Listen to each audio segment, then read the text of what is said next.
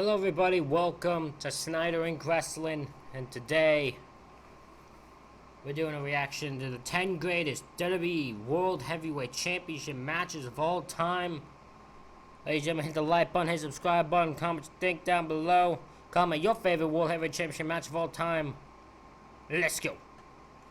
Last week we looked at the worst matches ever competed for the bold, beautiful, brilliant, brassy, boisterous big gold belt. Thank you to the combined efforts of Triple H and the Great Khali for everything you do to keep my face free from smile-based wrinkles. However, all is not lost. Let's balance the books by focusing on some actual good wrestling for Whoopi Gold Belt. After all, so far there have been 2 matches competed for it, Seth Rollins versus AJ Styles and Seth Rollins versus Damian Priest, and both have been good. It's a nice start, but these matches right here, these are the measuring stick. I'm Adam, hailing from parts unknown, and here are our 10 greatest World Heavyweight Championship matches of all time. Honorable mention, Rey Mysterio versus Randy Orton versus Kurt Angle, WrestleMania 22. Yes, That is actually, that is a forgotten match.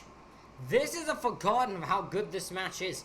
This is a really good triple threat. It's a really fun triple threat because you got Randy Orton 2006 before he's fully hit his prime at like 09, and so you got prime Kurt Angle. You got Olympic wrestling fucking machine Kurt Angle. And then you got the underdog story of Rey Mysterio. This is actually a perfect World Championship match when it comes to like time frame.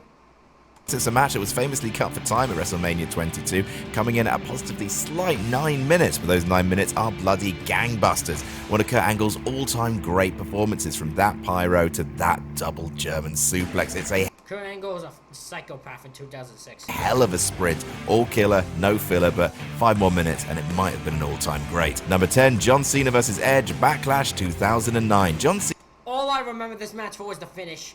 The fucking Big Show choke slam through the light thing to the last minute.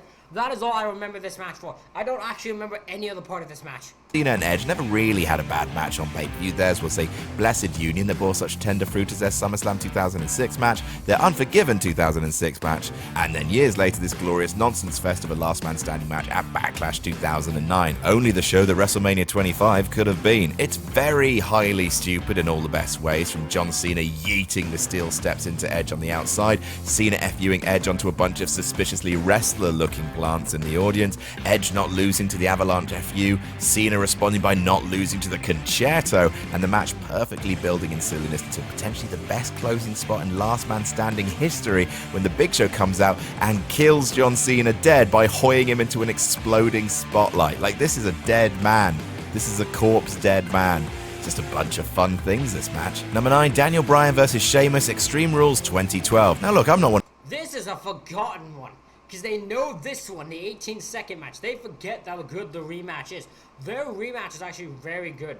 I think it's 2 out of 3 falls, or am I thinking of a different one? I'm pretty sure it's 2 out of 3 falls. Those people that hated Daniel Bryan vs. Sheamus at WrestleMania 28 at the time, I get it. It was a punchline, it was a fun moment, it kicked the show off with a bang. However, maybe I understood the fan outrage a bit more 1 month later when the lads turned this out and I realized what they were capable of. This 2 out of 3 falls match. I was right, it was 2 out of 3 falls. See, I know shit. 2 out of 3 falls. This was a... Or a squeak again. This 2 out of 3 falls match is really good. Definitely check this match out. This should have been their Mania match.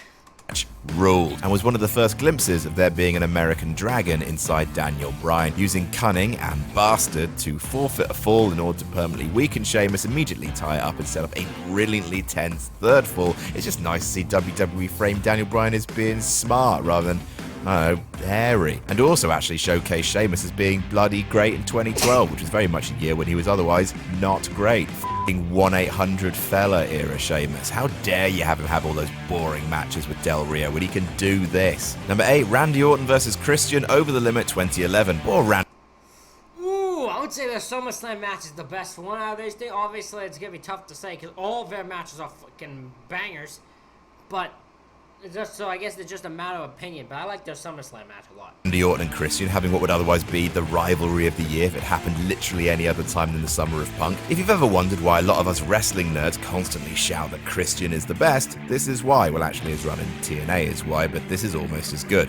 Only Christian has the sheer rat charm to go from everyone shedding a tear at Extreme Rules 2011 when he finally won the big one with the help of Edge, to jumping for joy when he finally got what was coming to him at SummerSlam after Edge called him a little bitch.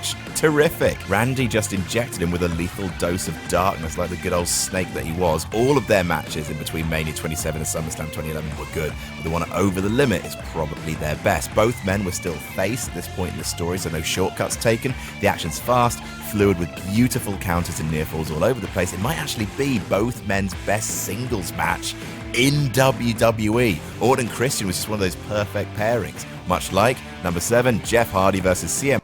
Yes, yes, yes, yes, yes. Yes. Punk, SummerSlam 2009. I mean, the story wrote itself, regarded by Best rivalry of Punk's career. Don't you give me that John Cena crap. They fucked that up. This is his best rivalry. CM Punk's best rivalry in WWE was against Jeff Hardy. It was a rivalry that was meant to happen. It was perfectly done. When Punk entered, it was meant to be this rivalry. This rivalry was meant to happen. literally everyone as the best feud of 2009. The clashes between Substance opposer CM Punk and Substance enthusiast Jeff Hardy, they were monumental ones, born of real-life issues, framed with excellent matches and ending with a high-stakes match that actually had lasting consequences. Like Orton and Christian, it also saw one figure slowly turn to the dark side over multiple matchups, but unlike Orton and Christian, these two saved the best pay-per-view match until last. CM Punk and Jeff Hardy main evented SummerSlam, which seems ridiculous in hindsight. Neither man is 6'5", but boy howdy, both men made the most of the opportunity, turning out an absolute baller of a TLC match. CM Punk was in his prime at this point, especially when it came down to ruthless character work, and Jeff Hardy sure did wrestle like he was a man who was leaving the company and wanted people to miss him. Bloody hell, that swanton bomb through the announce table, Jeffrey. Wonderful car crash wrestling. Could have done without the weird Undertaker now you see Jeff, now you don't silliness post-match, but I guess they probably wouldn't have actually got the main event spot without it, which is bleak. Number 6, Edge versus The Undertaker, WrestleMania 24. Yes, this is one of Undertaker's best Mania matches that no one talks about. Taker and Edge main evented WrestleMania 24. People forget this. And Edge put out an all-timer. This match is made. I love Edge with the world. Edge is who I think of with the World Heavyweight Championship. It has to be. Mr. Grumble himself, main eventing WrestleMania for the first time since WrestleMania 13. And you know what? I'm just going to say it. I think this match is better than Taker versus Sid. Yes, I know, could cook an egg off that take. Edge is just really good. You guys, he tends to bring out the best in everyone he feuds with, especially because, like CM Punk's best heel work, WWE actually portrays him as smart, not just your typical cowardly chicken bleep villain. This match was all about Edge's smarts, knowing he was going into a match where there wasn't a Scooby's chance of doom that he could win on power alone, so he developed a cheeky counter for all the dead man shtick. There are 2 all-time great near falls in this boy as well. Edge kicking out of the tombstone after Charles Robinson sprinted for 8 days to get the greatest run of all time for Charles Robinson to the ref. I love that run. He just, running all the way down that thing. Jesus God, thank God he never fell face first or some shit. Actually, that would have been amazingly hilarious. To the ring, and then a little bit later, Taker dispatching the Edgeheads, turning into a spear and kicking out 2.9999 recurring. A vastly underrated main event to a vastly underrated WrestleMania. Number 5, Triple H versus Batista, Vengeance 2005. See, I don't hate all Triple H World Heavyweight title matches. Just most Triple H World Heavyweight title matches, perhaps to finally shoosh all the people who criticise the reign of terror. Papa Trips put over Daddy Dave 3 straight pay-per-views in a row, culminating in this, one of the bloodiest and best, but most importantly, Triple H losingest Hell in a Cell matches of all time.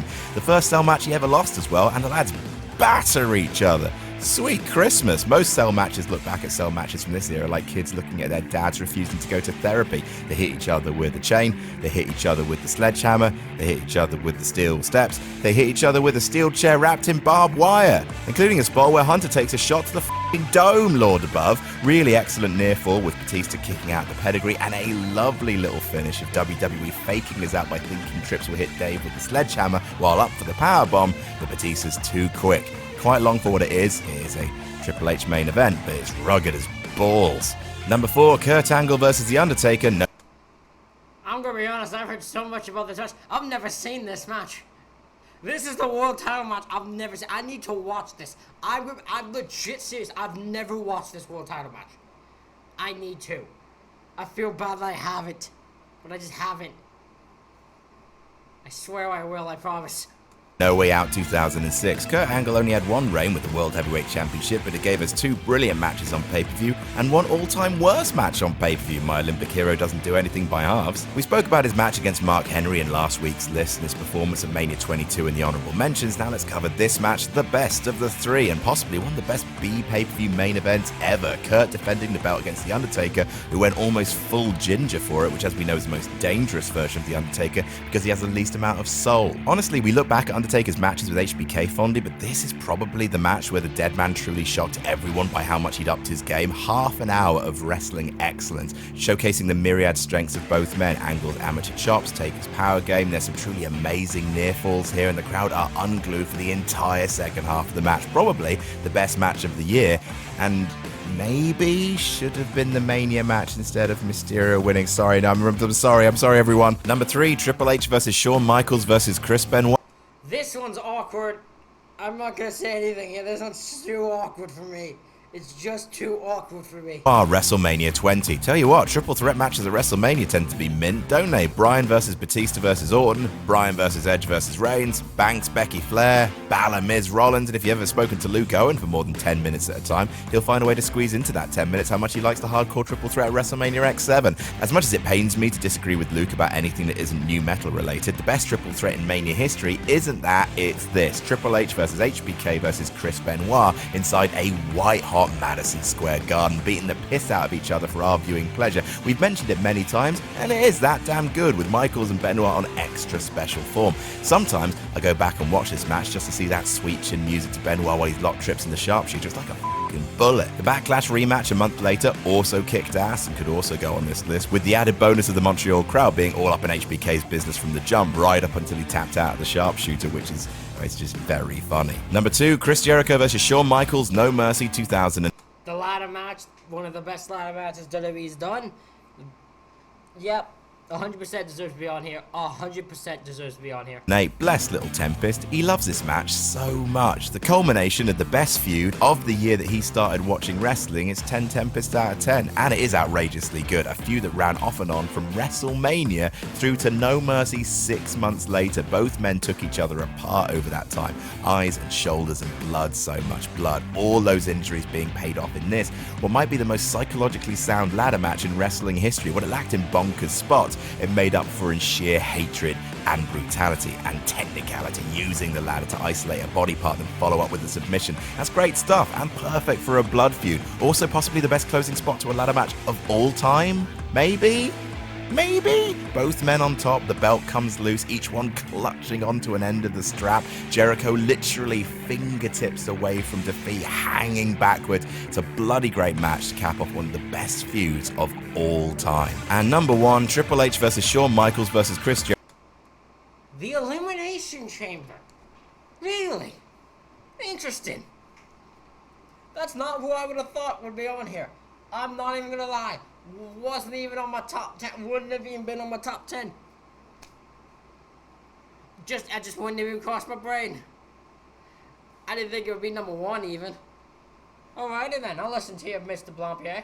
Jericho versus Kane versus Booker T versus RVD, Survivor Series 2002. This is just a personal one, but goddamn I love the Elimination Chamber so much, and goddamn I love this Elimination Chamber so. It's Brown Pants Michaels, everybody. Brown Pants Michaels. This is why it's on here. That's the only reason. Even if it was the horrible match, it'd be on here because of Brown Pants Michaels. So much as well. Just a total joy from start to finish. The glee of seeing a brand new stipulation hit the ground sprinting. The glee of an MSG crowd in full throat. The glee of seeing worst hair and worst tights ever Shawn Michaels win a world championship. It's just the perfect first chamber match. Everyone involved in it has been feuding with each other. All the eliminations make sense. No one feels truly shortchanged. They do some wonderful first time ever spots like RVD DDT jumping off a pod for the first time. There have been some great chamber matches for the World Heavyweight title. 2009, 2010, the famous ending to the 2012 one with Santino Marella. But for my money, the best took place at Survivor Series 2002. A sheer joy